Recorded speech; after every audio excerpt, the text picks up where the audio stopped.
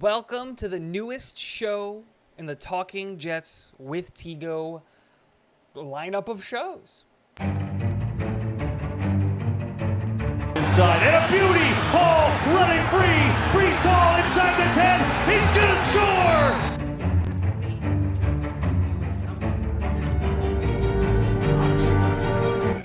What is going on, guys? And welcome back to Talking Jets with Tigo. And this is the first ever episode of the Talking Jets with Tigo podcast episode 1. I'm incredibly excited. I've been talking about and wanting to do this for a long time now. I've floated the idea out and thought about it, and I didn't think that there was a space or that people maybe wanted longer form content. It seemed to, when you looked at the analytics and all the stuff of my YouTube channel, that the videos that do and have the most success on my channel are my shorter videos, anything that's under 6 minutes. Whereas in my longer videos, the things that I take a little bit more time and on didn't do so well. So I kind of got discouraged from doing the Talking Jets with Tigo podcast.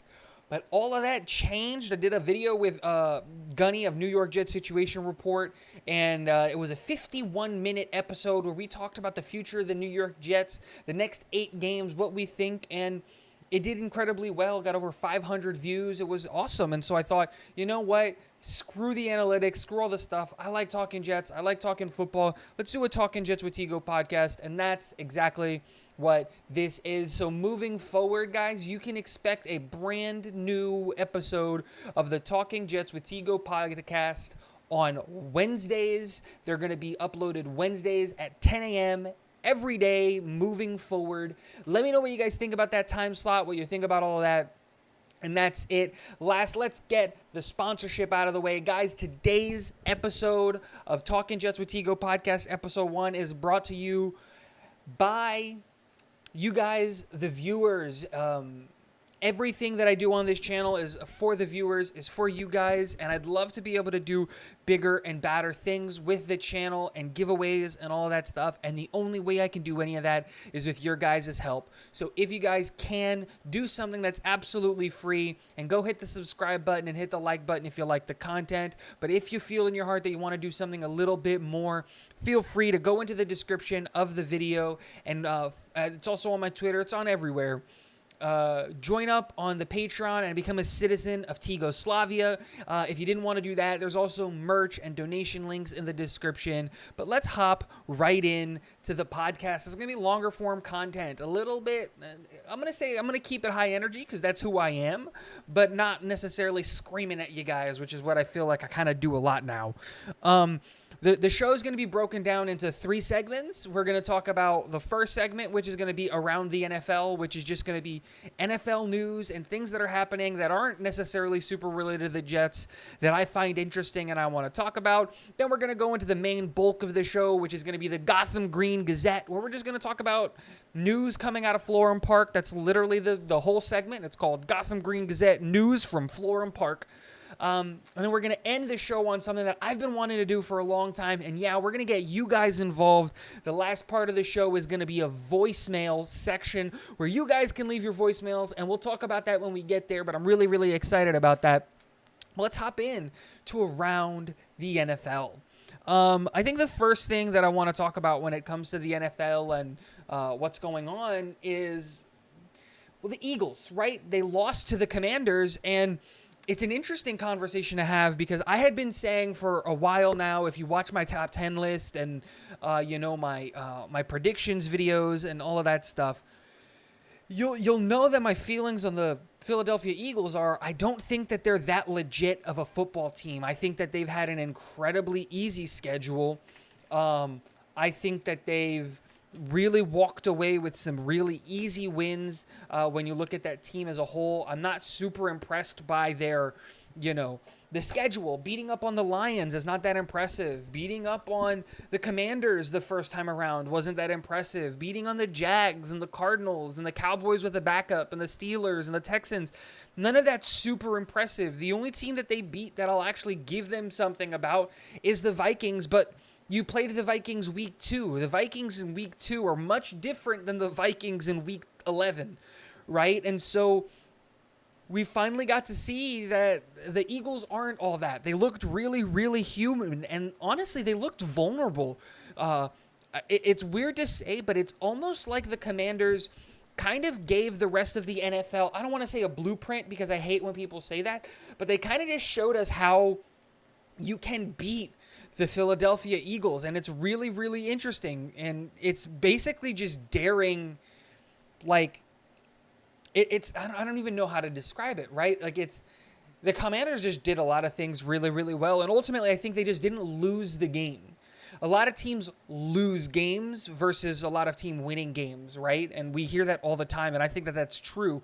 And I think that the Eagles just tried to lose more than the Commanders tried to lose, if that makes sense, because we had interceptions on both sides. I don't know. It was just an interesting thing to see, because we all watched that on Monday night and looking at it and going, oh, yeah, this game is going to be a wash. It's another one of those Monday night football games that's just going to be bad. And it was an absolute banger for it to end 32-21, especially in the way that it ended, with the Heineke call.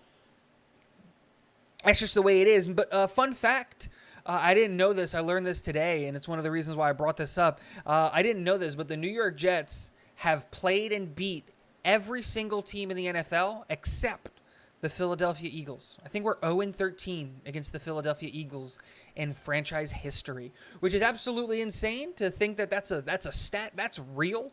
But I heard that. I thought that was pretty interesting. And there's that. And then point two of around the NFL has to be about the Dallas Cowboys and the Green Bay Packers, and trying to figure out what are they? Like, what are these teams? Because I honestly don't know. Are Dallas frauds? Is Green Bay good? Because this felt like a game where, like, Green Bay shouldn't have been in it, right? Green Bay had just come off of losing 5 straight. And I know they have Aaron Rodgers, the back-to-back MVP winner, but they don't have any wide receivers. They're actually releasing wide receivers. They just released Amari Rodgers and different things like that.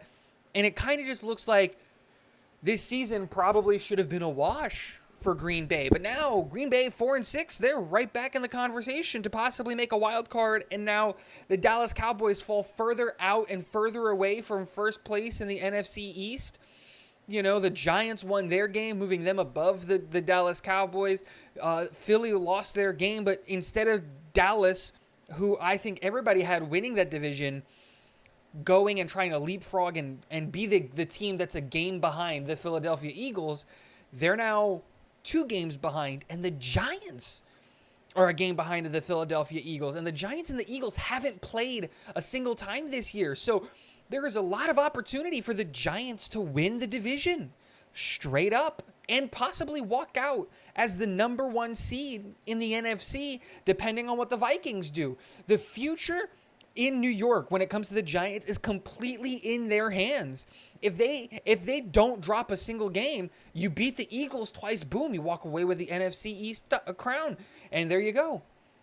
It's an interesting conversation to have. I think it's very, very fun, and I need to see more from Dallas and Green Bay, because this year for the NFL is absolutely insane. It's insane. Does anybody know what's going on? Does anybody have any idea or understanding of what's happening? Did anybody expect my next comment to be the Raiders to be this bad? I had the Raiders going above 500. They ended 9-8 in my season, and that's just because they had to play the Broncos, the Chargers, and the Chiefs twice. And I thought that those were better teams. Like, it's absolutely insane to me. What is wrong with Josh McDaniels?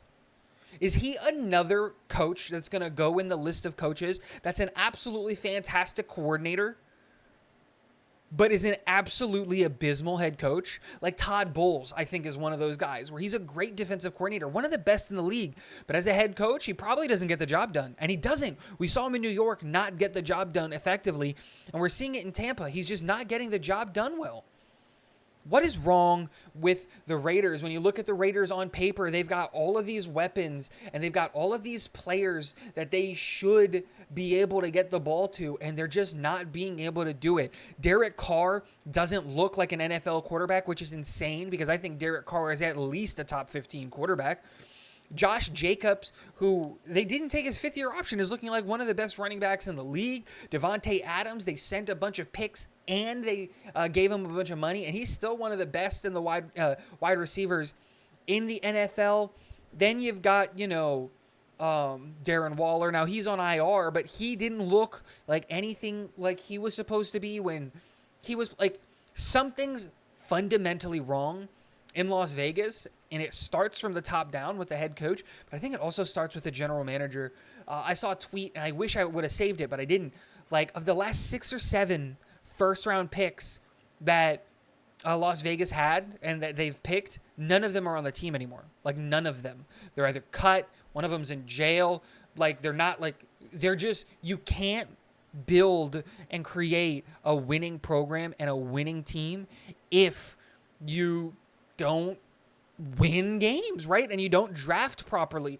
Joe Douglas was able to turn this New York Jets team around by drafting incredibly effective and getting starters at every level of the draft, not just in the top half of the draft, but every level of the draft. And you just don't see that from Las Vegas. And part of me wants to say, you know what? A big part of that is Josh McDaniels. But this GM needs to go too.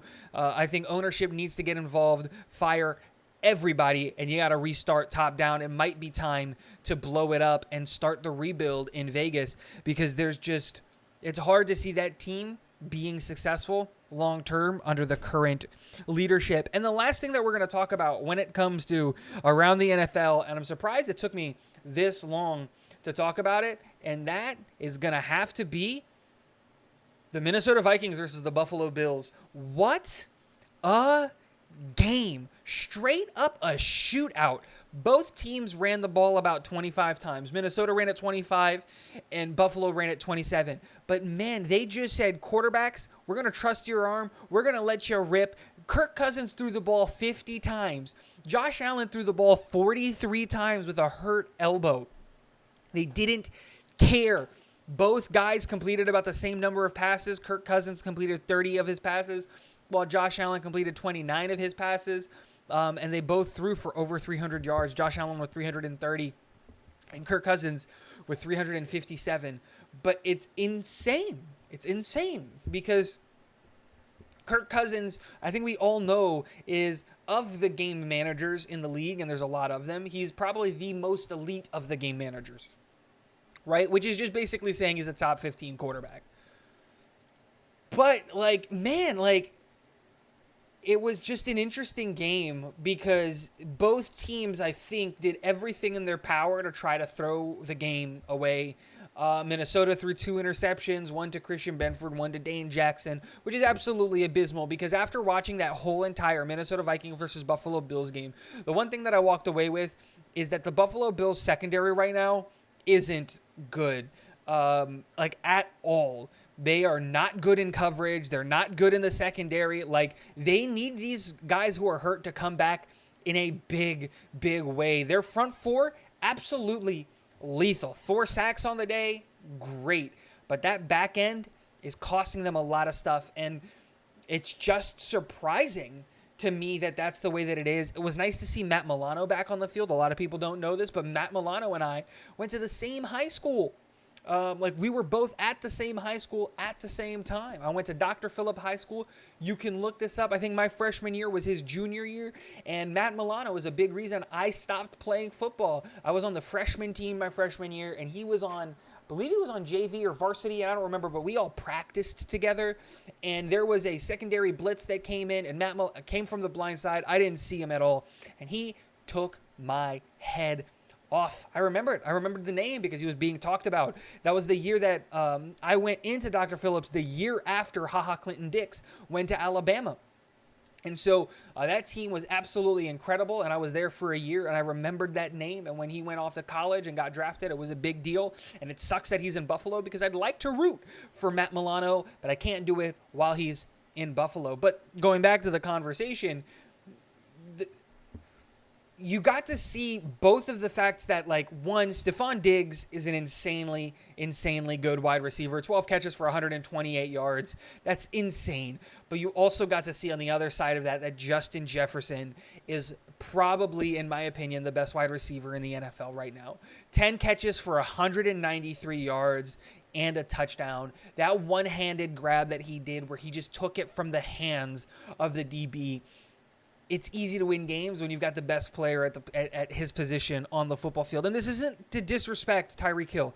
Tyreek Hill is incredible, and his speed is phenomenal. But when I'm talking about the best wide receiver, I don't mean statistically. I mean overall skill set. When you look at the wide receiver skill set and what you expect and what you think when you see wide receiver or when you talk wide receiver, Justin Jefferson is what comes to mind. And that, man, what a game from him. TJ Hawkinson also had a great game. His second game in Minnesota. I love that pickup for Minnesota. That's fantastic for them. I'm really excited for this New York Jets versus Minnesota game that's coming up in a couple of weeks. One, not only because it's a real test for this Jets team coming off of the back half of the bye week and off of the back half of the season, but also because I really want to see Sauce versus Justin Jefferson, the best corner versus the best wide receiver. I think that matchup is going to be incredible. But, you know, I also want to see how do the Jets match up against this defense? You know, it's an interesting defense. Eric Kendricks looked phenomenal. Harrison Smith looked like a young man again. Patrick Peterson getting 2 interceptions. Like, where did that come from? Like, they've got a lot of really, really interesting guys. Andrew Booth Jr., I forgot they had him on that team. Like, there's a lot of really interesting players on Minnesota that, like, their defense is very hot and cold. Like, half of that defense looks really bad, and then, like, the other half looks incredibly good.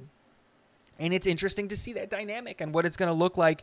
And then we're going to have to talk about the Bills. Something's wrong in Buffalo. And we can talk about the injury with Josh Allen, and it didn't really look like he was playing super hurt. But every once in a while, you did see him grab that elbow. You did see him do that stuff. How much of that fumble in the 1-yard line is because Josh Allen is hurt? We don't know. We'll never know. They're not going to tell us. But something's wrong in Buffalo, and Buffalo really needs to do something about fixing this because, like, they're the 3rd team in the AFC East right now.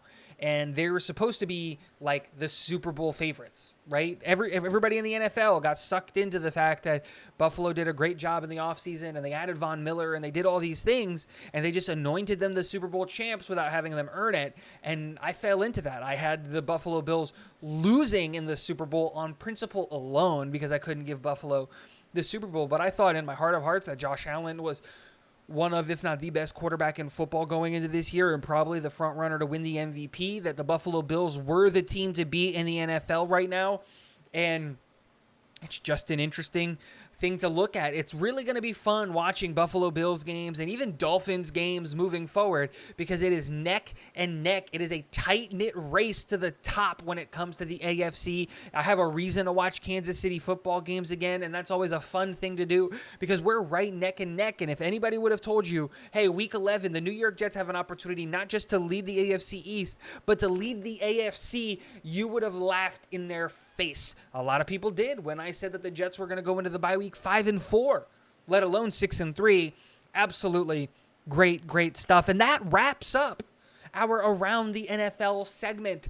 Guys, if there's anything throughout the weeks that you want to see me talk about on the podcast, on any video, anywhere, or even on Twitter, tweet me #around the NFL TJWT to separate it from the other show that's around the NFL, so that I go it and I will save it. I've got a notebook and I write everything down when I do my prep for my shows, and I would love to answer your guys' comments, concerns, and add your input to the show anytime that I can. Let's move on to the second segment of the Talking Jets with Tigo podcast, and that is the Gotham Green Gazette news from Florham Park. One of the big reasons we're doing this show on Wednesdays is because that gives us enough time to hear the press conferences on Tuesday and everything like that and kind of find out where everything stands when it comes to injuries, but also what can we expect moving forward in the week. And obviously we just had a bye week, so we got our information a little bit early. But I think the biggest thing that headlined the announcements coming out of Florham Park was the fact that Max Mitchell and Corey Davis both could possibly make their return this week versus the New England Patriots, and I think this is a big deal, specifically getting Max Mitchell back. Getting Max Mitchell back is a big deal because now we can put him in back at right tackle. I think Max Mitchell is the future of the right tackle position on this football team, and having him play only gives us more depth and a better player overall. Ogbehi has played incredibly well for what he is, which was a guy that we pulled off of the street who probably should be a practice squad guy who's starting because we're decimated with injuries, where Max Mitchell has the potential to be our starting right tackle of the future. And so I want to get Max in as quickly as possible.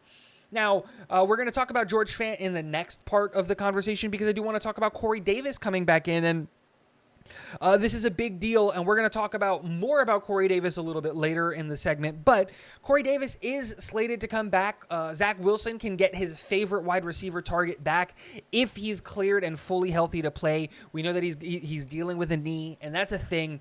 But hey, who knows? We're really stacked at the wide receiver position, but I would like for us to stay healthy at the wide receiver position. The best depth is healthy depth, so let's make sure we keep our guys on the roster, and getting Corey Davis is never going to be a bad thing. Getting him back is never going to be a bad thing. You can never have too crowded of a wide receiver room, especially in our offense where we like to spread the ball around a lot. So let's talk about point two. I kind of mentioned it with George Fant, and the question is what's going on with George Fant? Where is he? Is he ever going to play again? Here are my thoughts. I know that my thoughts on George Fant as a player are out there. It's very well known. I'm not going to sit here and spend a whole bunch of time on it. We know, everybody knows, I'm not the biggest George Fant fan. I have no problem with him as a human, but as the player, I kind of find it difficult for me to trust a guy who's on the wrong side of 30, who's only given 1 year of excellent play at one of the most important positions on the football team. And I have a hard time looking at that and saying, you know what, I feel comfortable giving the keys to the left tackle position, let alone even the right tackle position, to a guy at his age coming off of the knee injury. And I think, and Buffalo Jet fan says this, and I agree with him 100%, I think we have seen the last of George Fant in Gotham Green ever. I think that he's going to walk off into free agency, and another team is going to be more than happy to give him a contract and give him a shot, and I wish him well, and I wish him the best, but I just don't see where or how George Fant fits on this team beyond this year, let alone in this year right now. I know that we're hurt, but is George Fant going to feel comfortable sitting on the bench behind Dwayne Brown? Is he going to feel comfortable sitting on the bench behind Max Mitchell, knowing that he's not going to get an extension? It makes too much sense that if that's the plan and that's what he is being told by the New York Jets coaching staff, if that's the plan from him, I would totally look at that and be like, you know what? I'm going to hold myself out and just say that I'm hurt for the rest of the season, and don't risk your contract falling down based off of the fact that, you know, you were a backup in New York who had a bunch of injuries. And that's what I think he is here on New York. But that does bring up the question, what is the plan at tackle moving forward for the Jets? Not just this year, but beyond this year into next year. And I know that this is an unpopular opinion, but I would like to avoid having to take a tackle high in the draft next year. I think that it would be a mismanagement of assets. We have 4 really good options, 5 really good options at tackle at the New York Jets right now that we can bring back next year without a worry. And those 5 options are Dwayne Brown, who we know is here next year, guaranteed. The money, just make sure that he's here next year. It's one of the things that we needed to do to get Dwayne Brown to come to the New York Jets. So we know no matter what, he's here next year. Next is Max Mitchell, who's going to be our right tackle, and that's fantastic. And if you told me that next year our left tackle and right tackle were Dwayne Brown after surgery and after rehab and after recovery and all that stuff, and Max Mitchell, I'd feel pretty comfortable with that. But also, we saw the emergence and the level of play that Elijah Vera Tucker now brings at the tackle position, not just one, but both sides. And he's an option at tackle. And even though I would prefer to see him at guard, that's an option.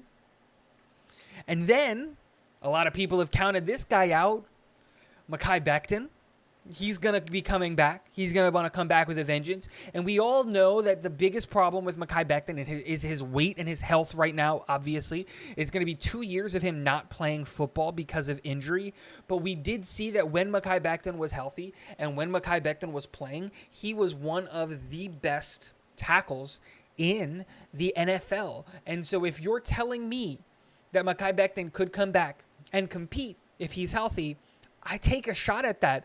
And then the other thing is we still have Mike Remmers and Ogbehi on the roster, and I would bring them back and have a competition between Dwayne Brown, Max Mitchell, Mekhi Becton, Mike Remmers, and Cedric Ogbehi for the tackle jobs. And worst case scenario, those are 5 players that we know can, 4 players that we know that can play tackle relatively well, and one guy who's on the roster right now who hasn't been given the shot but can play tackle in Mike Remmers.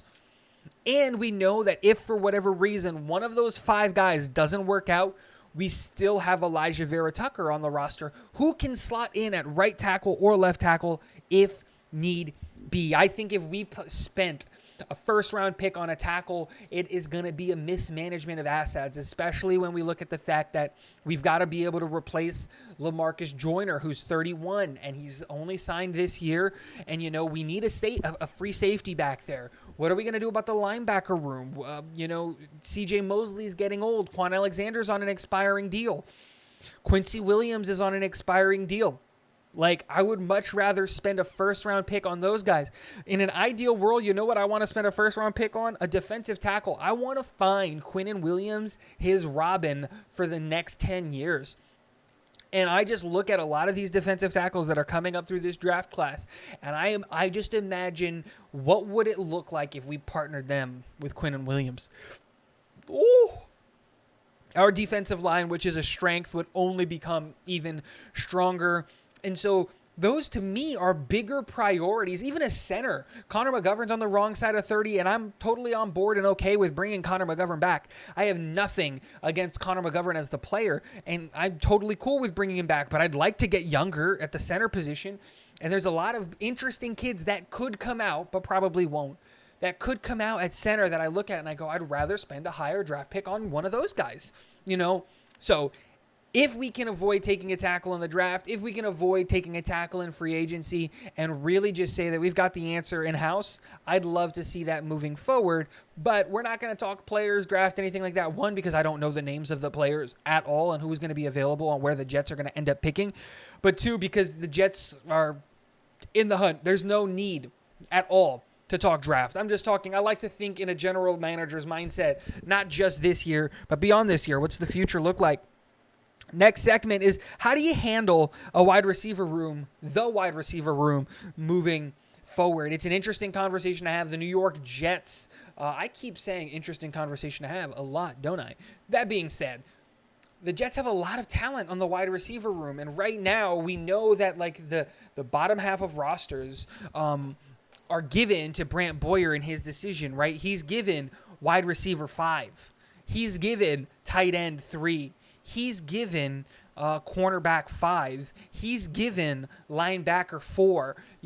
Those are his decisions to make when it comes to filling out the roster and the players that he wants on the roster. And a big conversation that was being had is, why is Jeff Smith being taken over Denzel Mims? And I think that now, after Denzel Mims has stepped up and played in place of Corey Davis, he has made it very, very, very apparent that this football team moving forward needs more Denzel Mims. Denzel Mims and Corey Davis on the field at the same time might be the best blocking wide receiver tandem in the NFL. They are both willing. They're both just willing. What's the word I'm looking for? Blockers, that's it. They're just both willing blockers, and they're ready and available, and they want to do the right thing when it comes to blocking in the run game, and that's huge. But you also have to have a conversation of it with Corey Davis coming back, right? He is Zach Wilson's favorite target. He trusts Corey Davis inherently, but also we saw what happens when Corey Davis is out and we make Garrett Wilson the star of the offense. Garrett Wilson is that dude, and he's incredibly effective at the wide receiver position, but you also got to take into consideration we have two incredibly good pass catchers in the tight end room with Tyler Conklin and CJ Uzomah.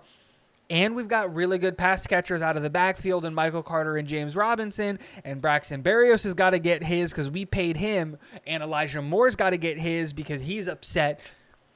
How do you manage targets, target share, the passing system, the wide receiver room, everything moving forward? I think it's going to be a big challenge for Mike LaFleur, because you don't want to have a player like Elijah Moore be upset because he is an asset, right? No matter what he does and all of the crap that he did, at the end of the day, Elijah Moore is an asset to this football team as a wide receiver. Same goes for Garrett Wilson, Denzel Mims, Corey Davis, Braxton Berrios, Tyler Conklin, CJ Uzomah, Michael Carter, James Robinson.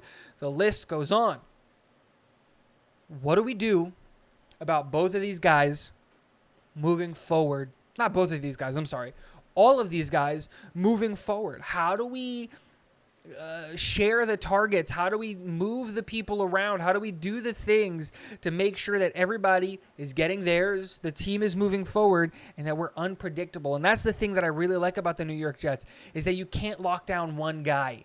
A lot of teams you can lock down one guy because they don't have a really big threat at the second level of their team. But the Jets aren't like that.